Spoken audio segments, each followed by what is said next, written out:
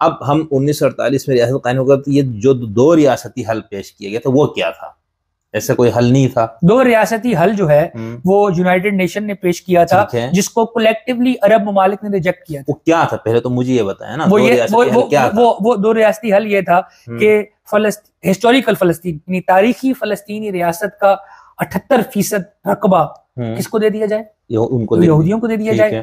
غزہ اور مغربی کنارہ، یہاں یہ کیسے لوگ آ گئے فلسطینی؟ یہ وہ فلسطینی ہیں جن کو ان علاقوں سے بے دخل کیا گیا ہے، اور وہ یہاں آ کر ریفیوجی کیمپوں میں، یعنی جنین ریفیوجی کیمپ ہے، غزہ ریفیوجی کیمپ ہے، یہ ریفیوجی کیمپوں کو ریاست ڈکلیئر کیا گیا. مغربی کنارہ ایک ریفیوجی کیمپ ہے، صحیح. غزہ ایک دوسرا. یہ غزہ خود پہلے فلسطین ہی کا تھا نا، یہ ہسٹوریکل فلسطین ہے سارا. یہ میں کہیں اس کا نقشہ بھی پڑا ہوگا. ٹھیک ہے، یہ پورا ایک فلسطین ہے مثال کے طور پر. ٹھیک ہے، یہ فلسطین ہے، یہاں پر لا کر یہودیوں کو بسایا گیا. آپ کے 78% پہ ان کو بسایا گیا، ایسا کہا آپ نے. ہاں. اس کے بعد کتنا فیصد بچ گیا؟ 22%. اس 22% کا کیا ہوا؟ وہ 22% کو کہا دیا گیا جی یہ فلسطینین ٹیریٹری ہے، یہ فلسطینی علاقے، یعنی جن کو یہاں سے نکالا گیا تھا. یہ جو لوگ اور غزہ اور مغربی کنارے آپس میں متصل نہیں ہے. ٹھیک ہے، متصل نہیں ہے. غزہ ایک اور طرف ہے سمندر کے کنارے، اور مغربی کنارہ دریائے اردن کے کنارے. ٹھیک ہے. اب یہ ہو گیا یہ 22% علاقے پہ، جو کہ آپ کہہ رہے کہ دونوں کے بہت دور تھا، جیسے آپ نے مشرقی مغربی پاکستانی بنایا تھا. اس طرح نہیں ہے. اچھا، محض پتہ کتنا فاصلہ ہے؟ 75 کلومیٹر. گاڑی پر 1 گھنٹے کا ٹریول ہے. غزہ اور مغربی کنارے کے بیچ میں گاڑی پر 1 گھنٹے کا ٹریول ہے. 47 سال ہو گئے ہیں. 47 سال ہو گئے ہیں غزہ سے کوئی آدمی مغربی کنارے نہیں گیا. جی میں اب یہ سمجھ ایک چھوٹے سوال کر کے نا، میں بالکل اس میں ناواقف ہوں. اب اس 22% کو دے دیا گیا، یا یہاں پر تھے وہ فلسطینی جو پہلے وہاں موجود تھے، یا بے دخل ہو کر یہاں. اب آپ یہ فرما رہے کہ اقوام متحدہ نے یہ فیصلہ کیا کہ بھئی یہ 78% پہ تو یہ اسرائیلی ریاست قائم رہے گی. یہ جو 22% ہے مشرقی اور مغربی پٹی، ان دونوں کو ملا کر ایک فلسطینی ریاست قائم کی جائے. جی ٹھیک. اب اس کو کیوں قبول نہیں کیا گیا عرب ممالک کی طرف سے، یا اس وقت اس کو ابھی تک یہ لوگ کیوں نہیں قبول کر؟ دیکھیں آپ کو 22% سے بھی محروم کیا جا رہا ہے نا. اب تو اگر آپ اس 22% کو لے لیتے، اس کو ڈیولپ کرتے، وہاں مضبوط ایک ریاست قائم ہو جاتی، تو پھر شاید طاقت کا کوئی توازن ہوتا. تو اس کو ریجیکٹ کرنے کی کیا وجہ تھی؟ وہ تو ہو گیا نا قبضے طاقت کی زور پر قبضہ ہو گیا. 1991 میں اوسلو معاہدہ ہوا. ابھی آپ 1991 میں بات میں آئے نا، شروع میں جائیں نا، جب یہ دو ریاستی حل کب پیش کیا گیا؟ دو ریاستی حل 1948 میں پیش 48 میں. اس وقت یہ قبول نہیں کیا گیا. کس نے قبول نہیں کیا؟ جو 22% تھے یا باقی جو عرب ممالک تھے. 22% فلسطینی تو یونائٹڈ نیشنز میں نہیں بیٹھے ہوئے نا. نہیں بیٹھے وہ چلے. ہاں یونائٹڈ نیشنز میں جو عرب ممالک بیٹھے ہوئے ہیں ان کی نمائندگی کون کر رہا ہے؟ اب یہاں پاکستانی آڈینس کو بتانے کی ضرورت ہے. چودھری ظفر اللہ خان، ٹھیک ہے، پاکستان کے وزیر خارجہ تھے، دنیا کے معروف احمدی قادیانی. عربوں نے پاکستان کو کہا کہ ہمارے پاس کوئی ڈپلومیٹ نہیں ہے کہ جو ہمارا کیس پریزنٹ کر سکے. لیکن آپ نے احمدی پہ زور دیا نا، یہ غلط ہے. باقی بات نہیں، میں نے اس لیے زور دیا کہ میرے ملک اس سے تاثر دوسرا ابھرتا ہے نا. پھر وہ جو ہمارے ہاں لوگ کہتے ہیں اسرائیل اور یہود، نہیں کوئی میں یہ بتانا چاہتا ہوں، میں اس کی وضاحت بھی کروں گا میرے بھائی. میں طالب علم ہوں، میں صرف طالب علم ہوں. جی مجھے تو میں صرف طالب علم ہونے کی حیثیت سے میں یہ بتانا چاہتا ہوں کہ اگر کسی دوست کو مسئلہ فلسطین کو سمجھنا ہے تاریخی طور پر، اور صرف ایک ہی 17 سے 20 صفحے میں سمجھنا ہے، تو وہ انٹرنیٹ پر لکھے speech of Chaudhry Zafarullah Khan for Palestinian case in United Nations, PDF. کیا تھا وہ؟ 17 صفحے نکل آئیں گے کہ 20 صفحے ہیں. وہ 20 صفحے کی تقریر اگر آپ پڑھ لیں تو آپ پر مسئلہ فلسطین 1960 کی دہائی تک روز روشن کی طرح واضح ہو جائے گا. دلیل سے اس بندے نے ایک گاؤں میں جو سوشو پولیٹیکل تبدیلی آئی ہے اسرائیل کی ریاست کے قائم ہونے سے، اور جو عربوں کو احساس محرومی پیدا ہوا، جو ان سے چھینا جا چکا ہے، وہ اخلاق، عالمی قوانین، انسانی سرشت، فطرت، ہر حوالے سے چودھری ظفر اللہ خان نے کیا کمال ڈاکومنٹ پیش کیا. اور وہ فلسطینیوں کے حق میں بالکل فلسطین، سوری میں اصل آپ نے احمدی وغیرہ کہا، مجھے لگا شاید آپ نتیجے پر پہنچنے میں جلدی کر گئے. میں یہ کہنا ہمارے ہاں جو ہے نا تاثر یہ ہے کہ بھائی اس وقت صرف قادیانیوں کا مرکز بھی اسرائیل میں قائم کی، یہ لوگ عوام میں یہ بات، اسی لیے میں بتانا اس میں وہ یہ کہتے ہیں کہ دیکھو یہ ان کا گٹھ جوڑ ہے نا. تو میں سمجھے شاید آپ اس طرح سے بات کریں، لیکن اس میں معافی آپ جو اصل بات آپ نے نتیجے پر میں نے سوال جلدی دو باتیں موسیٰ نے خضر سے اسی طرح سوالات کیے تھے نا، پھر جدائی ہو گئی. تو میں نے نقل کفر کفر نوازی. مسئلہ کشمیر پر اور مسئلہ فلسطین پر، دونوں مسائل پر یونائٹڈ نیشنز میں پاکستان کے اس زمانے کے فائنانس منسٹر، وزیر خارجہ foreign minister Chaudhry Zafarullah Khan کی تقریریں، جس نے مسئلہ فلسطین سمجھنا ہے وہ یہ کتاب نہیں پڑھ سکتا، وہ النقبہ نہیں دیکھ سکتا، تو وہ ظفر اللہ خان آپ سے بھی سن لیں گے نا، ظفر اللہ خان کی تقریر پڑھ لے جو مسئلہ کشمیر کو کیا حل پیش کیا تھا. ایک تو یہ 2 ریاستی حل پیش کیا گیا، عربوں نے اس کو نہیں مانا نا، یہ تو بات ختم ہو گئی یہاں پر. اب عربوں کا مطالبہ کیا تھا کہ اس کی عربوں کا مطالبہ 1991 تک یہ رہا کہ 48 سے 91 تک 91 میں چیز تبدیل ہوئی. 91 کیا رہا؟ 91 میں یاسر عرفات نے اسرائیلی ریاست کا حق تسلیم کیا کہ وہ ایک ریاست کے طور پر قائم رہ سکتی. تو اس 91 تک کیا تھا؟ 91 تک عرب کیا مطالبہ کر رہے تھے کہ ہم نے 22% بھی نہیں لینا حصہ، کیا لینا ہے؟ ہم نے اپنا فلسطین واپس لینا ہے مکمل. ہاں ٹھیک ہو گیا، اب یہ مجھے کلیئر ہو گیا. اس وجہ سے انہوں نے آزاد فلسطین، ایک 2 ریاستی حل جو اسرائیل اور فلسطین کا تھا، اس کو قبول نہیں کیا، اور یہ قضیہ چلتا رہا. یہ پارٹی نہیں ہے بھائی، مطلب یہ پارٹی نہیں ہے. عرب لوگ ان کی طرف سے مقامی لوگ ایبسنٹ ہیں اس محفل سے جس محفل میں یہ فیصلہ ہو رہا ہے، اور جہاں یہ فیصلہ ہو رہا ہے وہاں 2 پارٹی ہیں نا، ایک پارٹی کا نام عرب ہے اور ایک پارٹی کا نام اسرائیل ہے. اسرائیل کو تو ریاست مل رہی ہے، عربوں کی زمین مل رہی ہے، عربوں کے وسائل مل رہے ہیں. عربوں نے یہ ماننے، آپ ثالث ہوں، ایک سیکنڈ مجھے ضروری ہے نا، آپ ثالث ہیں، 2 افراد آپ کے پاس اپنا مقدمہ لے کر آئے ہیں، آپ نے ثالثی میں ایک فیصلہ کیا ہے، ایک فریق نے آپ کا فیصلہ مان لیا ہے، دوسرے فریق نے آپ کا فیصلہ نہیں مانا. یہ ثالثی ہے کہ نہیں ہے؟ نہیں ہے. کسی بھی قانون اور آئین کی نظر میں نہیں. دیکھیں پہلے میں نے آپ کو ثالث مان لیا تھا نا، اب میں دیکھے میرے اس کا فیصلہ میرے حق میں نہیں آ رہا تو میں آپ کا انکار کروں، خوارج والا یہ آپ کہہ رہے ہیں؟ نہیں، یا میں نے شروع سے ہی آپ کو ثالث نہیں مانا؟ میں ایک شکست خوردہ پارٹی ہوں. ٹھیک ہے. دوسری جنگ عظیم میں عرب شکست خوردہ ہیں. ٹھیک ہے. کس کے ہاتھوں؟ یورپین اقوام کے ہاتھوں. ٹھیک ہے. یورپین اقوام نے شکست کی شرائط آپ پر امپوز کی ہیں، اور ان شرائط میں سے ایک شرط یہ ہے کہ فلسطین کے اندر اسرائیلی ریاست قائم کی جائے گی. آپ کے پاس اس کو یا ماننا ہے یا نہیں ماننا، 2 ہی چوائسز ہیں نا. عربوں نے نہیں مانا. اچھا، عربوں میں کون کون تھا یہ بھی مجھے تھوڑا کلیئر کرے اس وقت. تمام عرب، مثلا مصر، شام، لبنان، عراق اور سعودی عرب، حجاز. ٹھیک. اور کویت، بحرین. ٹھیک. یہ سب ممالک. تونسیا، لیبیا، موروکو.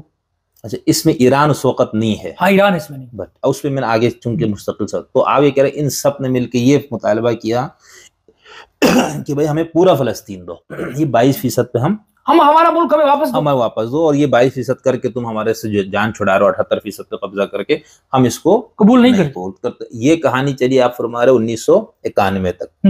پھر کیا ہوا 1991 میں؟ یاسر عرفات نے یعنی PLO نے، یعنی فلسطینی لبریشن اتھارٹی نے اسرائیل کا حق ریاست قبول کر لی. تو یہ کیا علامت تھی کہ بھئی ہم اتنے لڑ کے ہم نہیں وہ کر پا رہے، تو بس جتنا مل رہا ہے اتنے پہ گزارا کر لو. ٹھیک. یہ کیوں نہیں ہوا؟ یہ کیوں کامیاب نہیں ہوا؟ تو اس کی یہ دیکھو نا، یاسر عرفات بہت بڑا وہ تھا ان کے لیے، فلسطینیوں کے لیے، کوئی شک نہیں. ٹھیک ہے. تو ان کا یہ دانشمندانہ فیصلہ تھا یا نہیں تھا آپ کے خیال؟ اگر آپ جو آج کل ہو رہا ہے اس سے پہلے بیٹھے، اگر آپ 7 اکتوبر سے پہلے بیٹھے ہوتے، 7 اکتوبر کے بعد تو کہانی بدل گئی نا. ہمارے سوال کا جواب یہ ہو دیجیے نا کہ یاسر عرفات کا یہ عمل دانشمندانہ تھا یا نہیں تھا؟ یاسر عرفات اگر نہ ہوتے تو شاید فلسطین کا قضیہ بہت سال پہلے مر چکا ہوتا. ٹھیک ہے. تو اس بندے نے کتنا 48 سے 91 تک کتنے سال بنے؟ میری ریاضی بھی نہیں ہے نا. ان سالوں میں جو چیزیں لوگ نہیں مان رہے تھے، 91 میں آ کے خون بہا کے، ماریں کھا کے، نسل کشیاں کروا کے وہی ماننا تھا. کیا مان لیا؟ کہ بھائی یعنی اسرائیل کو ایک اسٹیٹ مان لیا. یہ فیصلہ امریکہ نے کروایا تھا. یہ دیکھیں مجھے سوال کا جواب تو دینے دینا. آپ سوال کا جواب خاموشی سے سنیں. آپ کا جو اعتراض ہے اس میں آ رہا ہے نا، مجھے آپ کے اعتراض کا اندازہ ہے. ٹھیک ہے، مجھے بات کرنے دیں. جی sorry. Right to return will be discussed later. کیا right to return will be discussed later? 40 lakh فلسطینیوں کی جو واپسی کا حق ہے اپنے وطن میں، اس کو بعد میں طے کیا جائے گا. ٹھیک. آج تو غزہ پہ اسرائیل قابض ہے. 2005 میں اسرائیل نے غزہ سے اپنی بستیاں خالی کی تھی. ورنہ غیر قانونی بستیاں جیسے مغربی کنارے میں ہیں انلیگل سیٹلمنٹس، اسی طرح کی غیر قانونی بستیاں کہاں قائم تھیں؟ غزہ میں بھی قائم تھی۔ اسرائیلی غیر قانونی بستیوں کا قضیہ بعد میں طے کیا جائے گا، بیت المقدس کا فیصلہ بعد میں طے کیا جائے گا۔ ٹھیک ہو گیا۔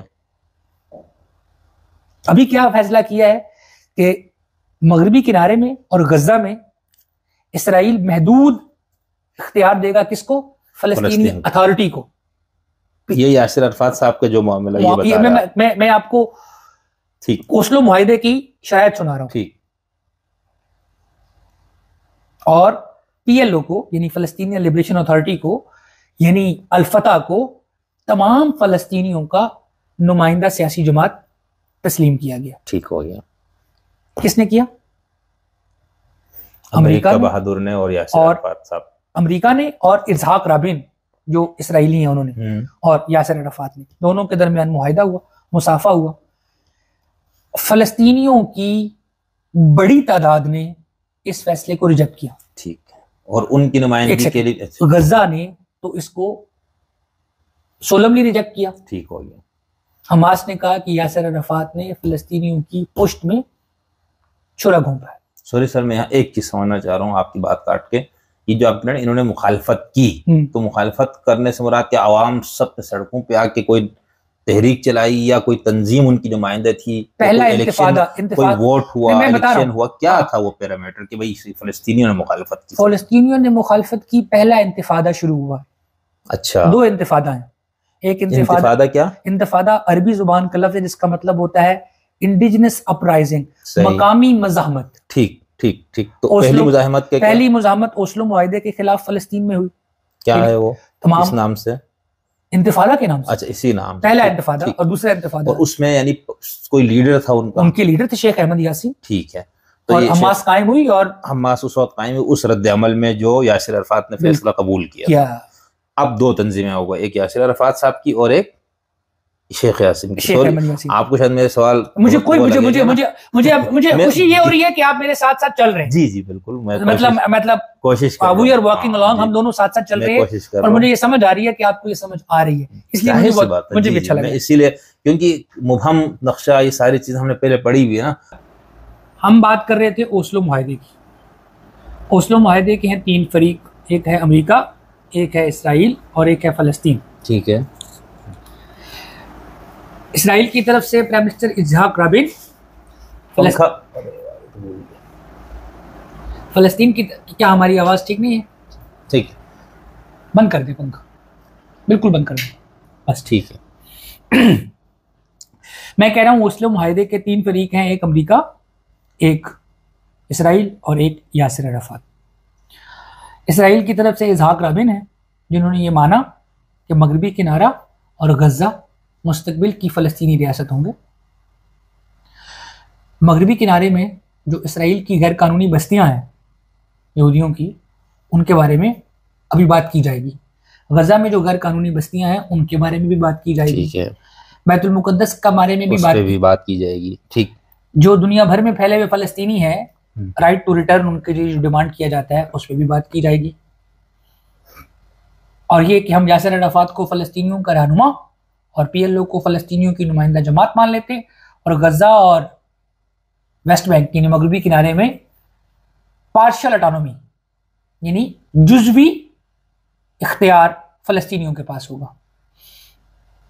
تو غزہ میں اسرائیلی بستیاں تھیں، اسرائیل کا قبضہ تھا۔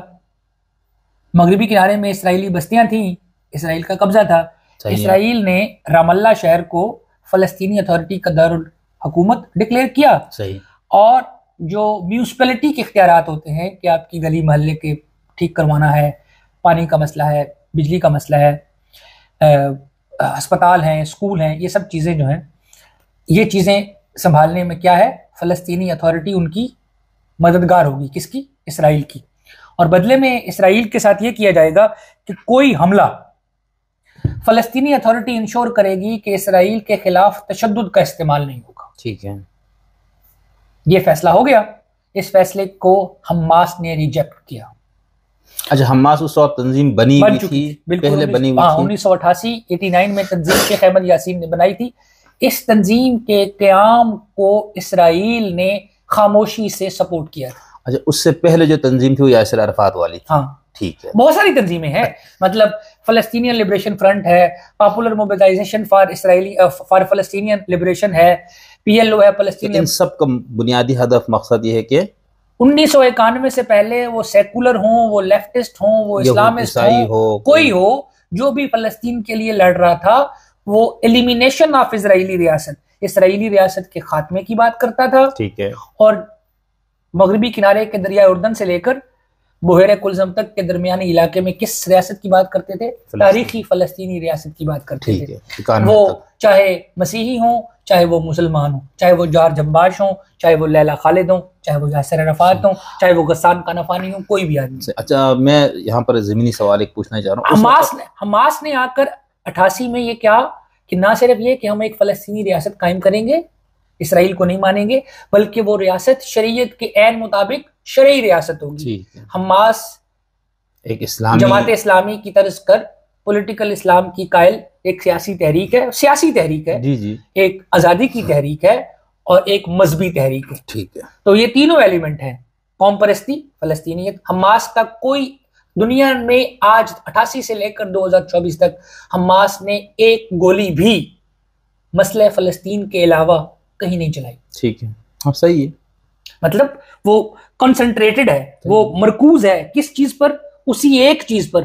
حماس کسی گلوبل ایجنڈے پر کام نہیں کر رہی، PLO کسی گلوبل ایجنڈے پر نہیں کام کر رہی. وہ جب ریاست قائم ہوگی تو پھر ایکسٹینڈ کریں گے نا، وہ تو بات کی بات ہے نا، پہلے اس کو تو زمین ملے. اسلامسٹ تنظیموں کو یہی نقطۂ نظر، تمام اسلامسٹ تنظیمیں اسی طرح کے نقطۂ نظر کی قائل ہیں مذہب کو اور مذہبی ریاست کو لے کر جس طرح کے نقطۂ نظر پر اس وقت اسرائیلی ریاست قائم ہے. بالکل صحیح ہے. ٹھیک ہے. دونوں وہ نظر. اور ہم بحیثیت سیکولر یا بحیثیت پروگریسو یا بحیثیت ویسٹرن ایجوکیشن یافتہ لوگ اس چیز کا انکار کرتے ہیں کہ کوئی الہام یا کوئی مذہبی کتاب یا کوئی مذہبی تحریک کو یہ حق حاصل ہے کہ وہ یہ فیصلہ کرے کہ فلاں آدمی کو زندہ رہنا دیا جائے، فلاں آدمی کو مار دیا جائے. کیوں؟ یہ پیدائشی طور پر مسلمان ہے، یہ زندہ رہے گا. یہ پیدائشی طور پر خدا نخواستہ کافر مار دیا جائے گا. یا اس کے برعکس صورتحال ہو کہ یہ پیدائشی طور پر یہودی ہے تو اس لیے اس کو تو سارے اختیارات حاصل ہیں، یہ پیدائشی طور پر مسلمان پیدا ہو گیا ہے، یہ آدھا انسان ہے. تو مذہب کی بنیاد پر کسی بھی طرح کی تحریک کے نتیجے میں انسانوں کے ساتھ تفریق کی جائے تو وہ یہودی کرے تو بھی غلط ہے، مسلمان کرے تو بھی غلط ہے. میرا یہ بنیادی قضیہ یہ ہے کہ مسلمان تنظیمیں اور مسلمان پولیٹیکل تھاٹ یا مسلمان مزاحمتیں جو مذہب سے ابھر رہی ہیں وہ ریئیکشنری ہیں، وہ رد عمل ہے، وہ بنیادی فورس نہیں ہے جنہوں نے انیشیٹ کیا. چلو اس پہ ہم دوبارہ بات کریں. ابھی آپ اس پہ بات کریں. 1991 میں یہ ہو گیا تو حماس نے انتفاضہ لانچ کیا. یعنی حماس نے نہیں، فلسطینیوں نے انتفاضہ لانچ کیا. یعنی اسرائیل پر حملے شروع ہوئے اور اسرائیلی سویلین آبادی کو نشانہ بنایا گیا. اس سے پہلے یہ جہادی تنظیمیں نہیں کر رہی تھی حملے؟ نہیں، اس سے پہلے انتفاضہ بہی مانا کہ اسرائیل کے خلاف مسلح جدوجہد تھی، مسلح فوجیوں. کب شروع ہوا یہ؟ 88 کے بعد آپ فرما رہے ہیں. میں 1991 میں انتفاضہ کی بات کر رہا ہوں جو اوسلو معاہدے کے خلاف ہوا تھا، اور انتفاضہ تھا عام لوگوں کے خلاف لڑنا. کل تل ابیب میں ایک فلسطینی نے جو کہ اسرائیلی عرب تھا، ایک 88 سال کی عورت کو اور ایک 90 سال کے بابے کو چاقو مار کے مار دی، اور پولیس نے اسی وقت اس کو گولی مار دی. یہ حرکت ایک شہری نے ایک شہری کے خلاف کی ہے. 1991 میں یہ انتفاضہ شروع ہوا تھا جب عام فلسطینی لڑکے سینے پہ بم باندھتے تھے اور اسرائیل کے ہوٹل میں، بس میں، اسکول میں، اسپتال میں جہاں موقع ملتا تھا پٹتے تھے، اور اس کے نتیجے میں بچے بھی مرتے تھے اسرائیل کے، عورتیں بھی مرتی تھیں، بوڑھے بھی مرتے تھے، فوجی بھی مرتے تھے، غیر فوجی بھی مرتے تھے. صحیح. تو 2 انتفاضہ ہوئے ہیں بڑے، ایک 1991-92 میں، ایک 2001-2002 میں. ایک اوسلو معاہدے کے خلاف اور ایک کیمپ ڈیوڈ معاہدے کے خلاف. صحیح. فلسطینی عوام خاص طور پر غزہ کے لوگوں نے ہمیشہ اسرائیل کے ساتھ مکالمے کو ریجیکٹ کیا ہے. صحیح. اسرائیلی حکومت، اب یہ بات خود نیتنیاہو کا ایک انٹرویو ہے جس میں وہ یہ کہہ رہا ہے کہ حماس کو سپورٹ کرو، یہ الفتح کے مقابلے میں ہمارے لیے زیادہ فائدہ مند ہوگا. اچھا. اور قطر کے ساتھ مل کر حماس کے لوگوں کو جگہ دینے میں، حماس کے لوگوں کے لیے ایک ہیڈ کوارٹر قائم کروانے میں، پھر وہ جو ساری دنیا سے پیسہ آتا ہے غزہ میں اس فنڈ کو انیشیٹ کرنے میں، اس کو فیسیلیٹیٹ کرنے میں نتن یاہو کا بڑا کردار ہے۔ وہ یہ کہتے تھے کہ ہم دنیا بھر میں فلسطین کی آزادی کی تحریک کو یہ کہہ کر ریجیکٹ کر سکتے ہیں کہ یہ اسلامک دہشت گردی ہے، اور وہ اسی صورت ممکن ہے جب حماس اس ساری تحریک کو لیڈ کر رہی ہوگی جو کہ 9/11 کے بعد گلوبل ٹیررزم کی ڈیفینیشن پر پوری اترتی۔ صحیح، اس وجہ سے تو اب تو یہ بات ریکارڈ پر موجود ہے، اگر سینٹر فار سم تھنگ کیا جے میئر شیمر IR کے بابا آدم ہے اس وقت، انٹرنیشنل ریلیشن جو مضمون ہے اس کے سب سے بڑے ماہر جو ہے ان کا نام ہے جے میئر شیمر، امریکہ کے پولیٹیکل سائنٹسٹ ہیں۔ ان کا ابھی حال ہی میں پچھلے مہینے 1.5-2 گھنٹے کا ایک لیکچر ہے جو CIS کے نام سے ایک ادارہ ہے، سینٹر فار انٹرنیشنل اسٹڈیز، انہوں نے وہ ان کا کیا ہے۔ وہ بتا رہے ہیں کہ نتن یاہو کی حکومت نے حماس کے آغاز میں 90 کی دہائی میں، پھر یہ ابھی اس سارے 2001-2000 بعد کے بعد حماس کو انڈائریکٹ اسرائیلی ریاست کی یوں سپورٹ رہی کہ غزہ ان کے حوالے رہے، یہ بندوبست انہوں نے ممکن بنایا، اور الفتح اور PLO وہاں سے آؤٹ رہے، یہ انہوں نے ممکن بنایا۔ اچھا، وہ دونوں سیاسی جو تنظیمیں سیاسی، اور یہ بھی انہوں نے ممکن بنایا ہے کہ غزہ میں فلسطینی معاشرہ ایک اور طرح سے پنپے، اور مغربی کنارے میں فلسطینی معاشرہ ایک اور طریقے سے پنپے۔ ہو یہ کہ جب کبھی استصواب رائے یا پلیبیسائٹ کرنے کا موقع آئے تو ایک طرف اسلامسٹ ہوں 23 لاکھ فلسطینی، اور دوسری طرف لبرل پروگریسو سیکولر فلسطینی ہوں جو مغربی کنارے میں ہیں۔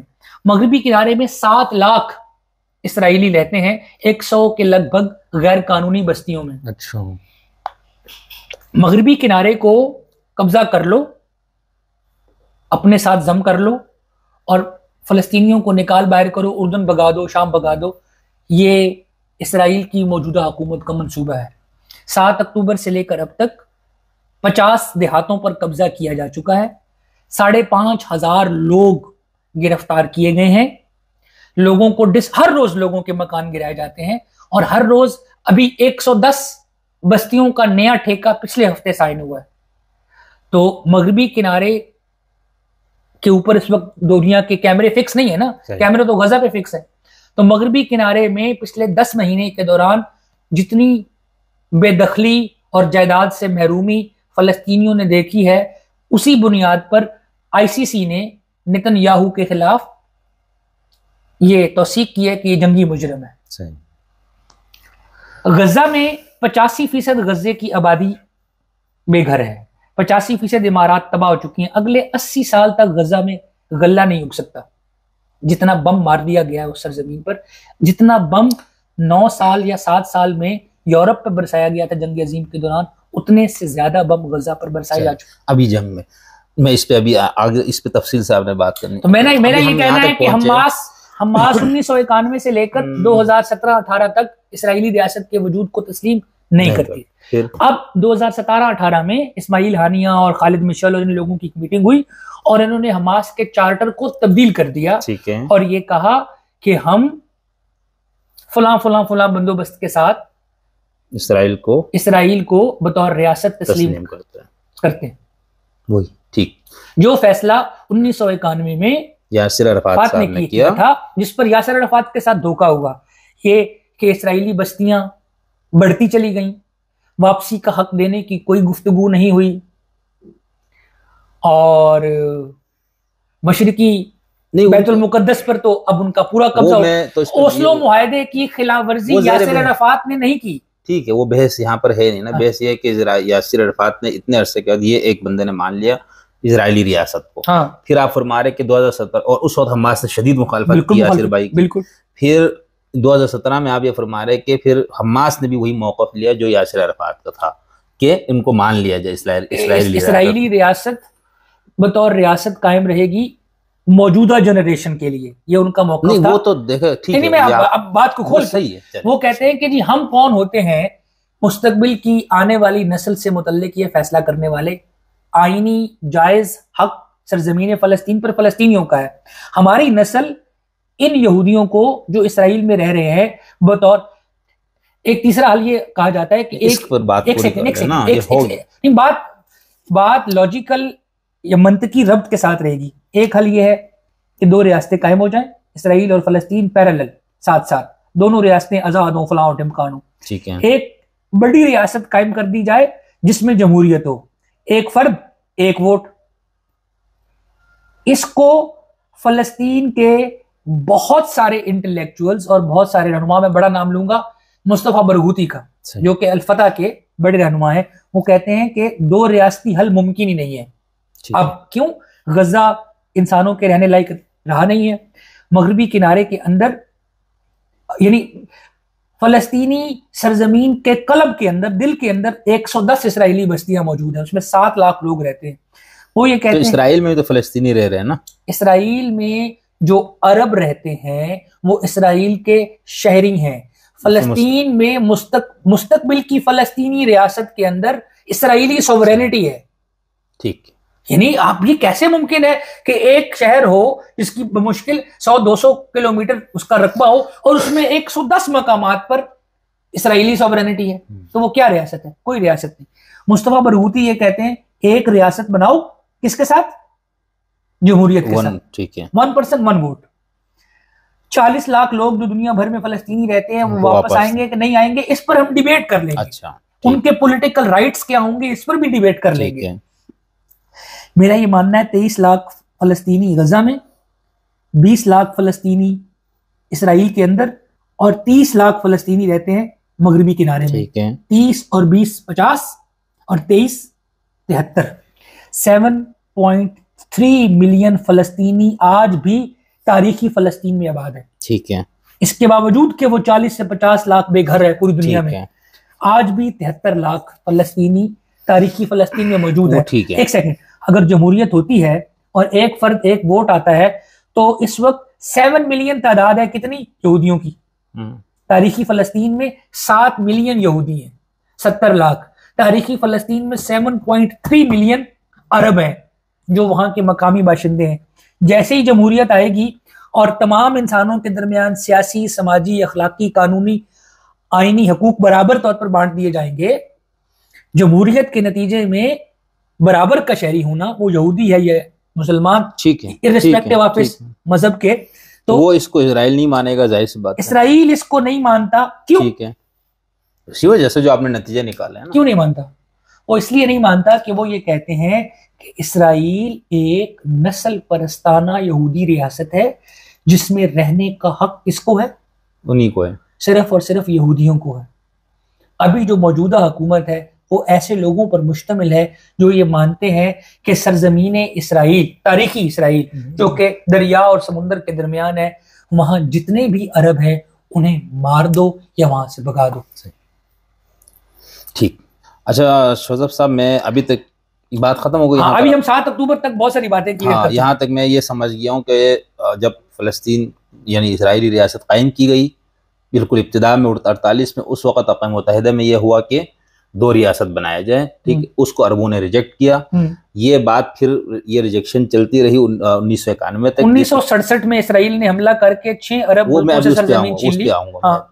ابھی میں 2 ریاستی والے حل کو میں اپنے دباؤ کے لیے 1991 میں آ کے یاسر عرفات پہلا فلسطینی رہنما ہے جس نے اس کو تسلیم کیا کہ ٹھیک ہے ہم 2 ریاستی حل کو مانتے اور اسرائیل کے وجود کو مانتے. پھر آپ فرما رہے کہ اس دور میں حماس نے مخالفت کی، سب کچھ کیا، لیکن 2017 میں آ کے بھی حماس نے اسی کو شرائط کے ساتھ، لیکن اسی کو سے مراد ہے کہ انہوں نے ایلیمینیشن آف اسرائیلی ریاست کو ہٹا دیا، یعنی اسرائیلی ریاست کے خاتمے کا. ٹھیک ہے. یعنی آپ یہ مان لیں کہ یہ اسرائیلی ایک ریاست قائم ہے اور ہم بھی ایک فلسطینی ریاست قائم کریں گے. تیسرا حل آپ نے مصطفیٰ کیا نام بتایا؟ مصطفیٰ برغوثی کا بتایا کہ بھئی یہ 2 ریاستی حل جو ہے نا یہ کوئی حل نہیں ہے، یہ ممکن نہیں ہے، اور جمہوریت کے اصول پر رکھا جائے، ایک ووٹ ایک ہر شخص کا ہوگا اور جو اکثریت میں اس کی حکومت بنے گی. ٹھیک. یہ 3 ہو گیا. اب میں دوبارہ وہ سارا آپ کو نہیں آپ کی زبان سے وہ نہیں کروانا چاہتا ہوں کہ بھئی اتنے عرصے تک انہوں نے کیوں نہیں مانا فلاں. تو آپ نے شروع میں آپ نے کہا کہ اس وقت فلسطین کی نمائندگی ہی نہیں تھی، عرب ممالک ایریا. ٹھیک.